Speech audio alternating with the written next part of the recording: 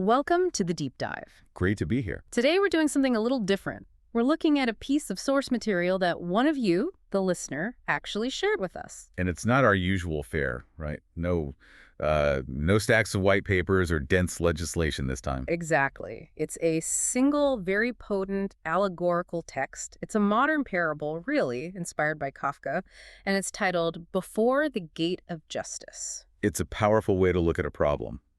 This story, it doesn't just describe a legal issue. It kind of embodies this conflict between the promise of justice and the reality of, well, bureaucracy. That's our mission for today. We're going to use this allegory as a lens to really get into the structure of law. Right. How do outdated rules stick around? Why does seeking justice sometimes feel like you're fighting a ghost? So let's dive in.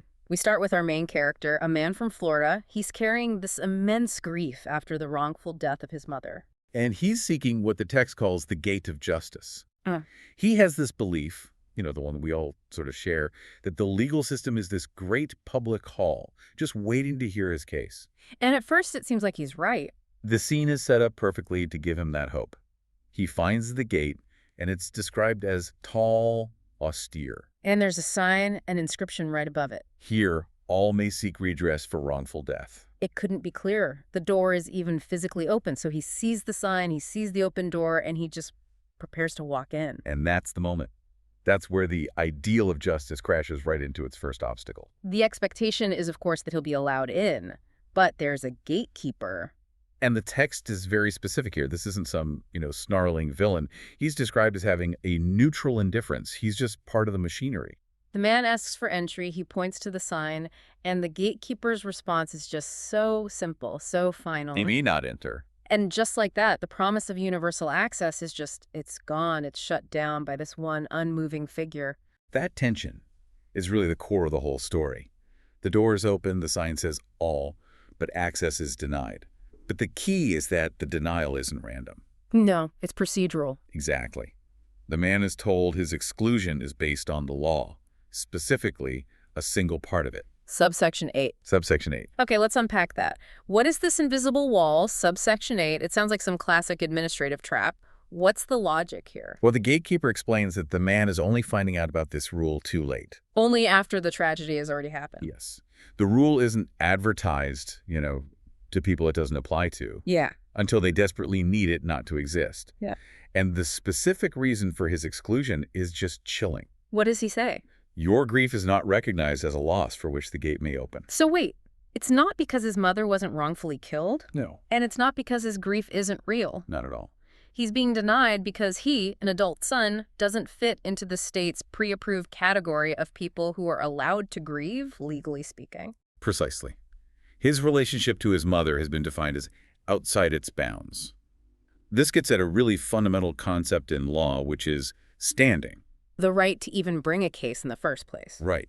You have to show the court you've suffered a legally recognized injury. And in this parable, the state has already decided which relationships count as a legal loss and which ones, well, don't. The man's loss is real, but the law refuses to see it. So he has no standing. That distinction is so important. It means the system is putting classification ahead of the actual human reality. The category defines the claim, not the loss itself. But that just brings us back to the big sign. If it says all, how can this tiny subsection just overwrite it? Because, as the gatekeeper points out, the man's belief in universal access is mistaken. As he waits, he starts noticing other people. And they aren't trying to use his gate? No. They're going through other separate doors, and each of these doors has its own, much more specific inscription. Right. The text says he sees gates marked economic loss allowed here. Or surviving spouse may enter. And another one, minor children pass freely. And just look at the order of those. Economic loss, something you can calculate, something that fits on a spreadsheet, that gets its own express lane. It suggests the system is built to handle quantifiable damages much more easily than, profound, unquantifiable grief. Which is exactly what the adult son represents. Justice here isn't a great public hall. It's a series of small, exclusive clubs, each with its own membership rules. And as the man is trying to wrap his head around all this, the gatekeeper gives him that really powerful warning about the bureaucracy behind him. Yes, the layers of authority. He says, gatekeepers behind me, many layers of them, complaints, investigations, disciplinary boards. Each stands at his own post, and each is more powerful than the one before. That's the perfect description of bureaucratic inertia, isn't it? It's not just one person saying no. It's an entire fortress of rules, all designed to reinforce each other. You can complain about the first guy, but the next one up is even more powerful and even more insulated. It's designed to exhaust you, to make you give up. Exactly. So that's the how. But let's get to the why. If this law, this subsection 8, is so exclusionary, where did it come from? What was the original justification? Well, according to the gatekeeper, it all goes back to a crisis. Something that happened long ago, he says, about 35 years before. Okay. The state put this rule in place out of fear, a deep legislative fear of, and I'm quoting here, a flood of lawsuits, a collapse of the healthcare system, and the closing of hospitals. So it wasn't created because some lawmaker decided that adult children don't love their parents. Not at all. It was a utilitarian panic, a decision to sacrifice the rights of one group to, in their view, save the entire system. That's it. It was framed as a sacrifice necessary. It's a classic pattern in policymaking, When you're faced with what feels like an existential threat, you draw some hard, maybe even arbitrary lines to limit liability. The law was a preventative measure based on a worst-case scenario. Okay, but if the motivation was to save the system, that at least makes the law seem rational at the time, right? I mean, we don't have to like it, but if the alternative was the whole healthcare system collapsing, maybe that sacrifice was justified. That is the central question the parable poses. And that's exactly the argument the state would make. Better to exclude a few than to let the whole structure crumble. But, and this is the critical part, the legitimacy of that bargain depends entirely on one thing. Whether the crisis is still happening. Exactly. Whether the conditions that created the law still exist. And this is where the man asks the most important question in the whole story. He asks if the state has ever bothered to check. Has the crisis passed? Did they ever convene a new inquiry? And the gatekeeper's response is just silence. He looks away. Which is all the confirmation the man needs. No review has happened, not in 35 years. The law, which was born out of a specific fear, has just been left on the books untouched. It's lost its reason for being, but it's still there. That is such a sharp insight into how governments work. The problem isn't the law's original intent, it's the inertia.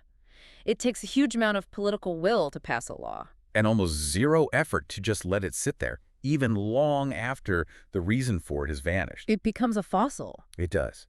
And the gatekeeper gives this beautiful metaphorical reason for why these fossil laws persist. He says, because those inside the halls do not feel the wind that blows out here. Wow. That's the perfect way to describe the gap between lawmakers and the people their laws affect. The people inside, they're safe, they're warm, they're protected from that flood they feared 35 years ago. So they have no reason to look out the window and see if the storm has passed. It's just easier for them to leave the barrier up. Convenience and insulation keep the law in place. Right. If the rule isn't causing them any problems, there's no incentive to revisit it. Why risk opening the floodgates again, even if that fear is based on ancient history? And all of this leads the man to his core realization. After years of waiting, of studying the law, he gets it.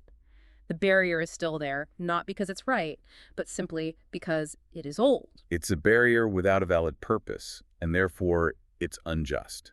It's injustice purely by habit. And that changes everything for him. He realizes that begging or arguing about his grief, it's pointless. The system has already defined those things as irrelevant. The only fight left is a procedural one. He has to challenge the very justification for the barrier's existence. Exactly. So his strategy shifts. He stops asking, can I come in? And starts demanding, prove why I can't. What's the specific action he takes? He decides to request that the state convene a body of inquiry, a task force, to determine if this law is still necessary. It's so specific. It's not an emotional appeal. It's a demand for legislative rigor. He's using the system's own logic against it. And the condition he proposes is, well, it's brilliant. He says he'll accept their authority, but only if they can prove it's still valid. If the task force finds evidence that the law is still needed. Then the gate can stay closed. He'll accept the outcome. But if they find no current proof, if the old fears are no longer justified by facts, then the gate must open. the principle he's fighting for is that a law that takes away someone's rights has to constantly prove it's necessary. It can't just rest on history. And this leads to that final crucial conversation about authority. The man asks the gatekeeper one last time to open the door. And the gatekeeper confirms his own powerlessness. He can't open it. His job? His entire authority is limited to denying entry based on the rule as it's written. He's the enforcer, not the author. Exactly. The power to open the door only rests with the people who made the rule in the first place, the people inside the halls. So the man has to persuade them. The burden is thrown right back onto him. And this is where that Kafka influence really comes home. The gatekeeper says something incredible. He confirms, this particular gate was meant for you and for all those like you. The mechanism for his justice exists. It was built for him. But a bureaucratic rule is preventing him from using it. And the man finally understands. The path to justice isn't a passive stroll through an open door. It's an active, aggressive assertion of rights. He can't wait for the state to realize its own rule is obsolete. He has to force them to answer the question, why is this door still closed? And the gatekeeper's last line really seals it. He recognizes the man's new power, his new agency. The choice, in the end, is not mine. It is yours. The decision to fight, to demand that justification, that's the only real choice he has. So our deep dive into this one parable, it reveals this really critical lesson about our legal systems. It does. That rule's born in a moment of crisis. Whether it's economic fear or public panic, they can just linger on for decades. Yeah. They become relics, preserved by habit, and frankly, the convenience of the people inside the walls. It gives us a framework for spotting the difference between a law that is valid because it's justified by current evidence. And a law that's just old. And the story demands that we challenge those old laws, that we require constant justification for any rule that excludes people from their fundamental rights. It forces you to look around for the subsections in our own world. The policies that everyone kind of knows are obsolete, but nobody has the energy or the incentive to actually fix. The whole system is designed to favor inaction. And that inaction has a very real, very human cost. Absolutely. So we want to leave you with a final provocative thought, which comes right out of the man's final strategy. Think about this. If a legal barrier stays closed just because of inertia, and the state has failed for decades to even check if it's still necessary, if it can't provide any current valid proof for its existence, does that failure, that negligence, become its own separate injustice? An injustice that might be so profound it should empower the courts to just strike the rule down on its own. If the state can't be bothered to justify its command, why should that command continue to stand? Something to think about as you look at the policies that persist, maybe only because they're old.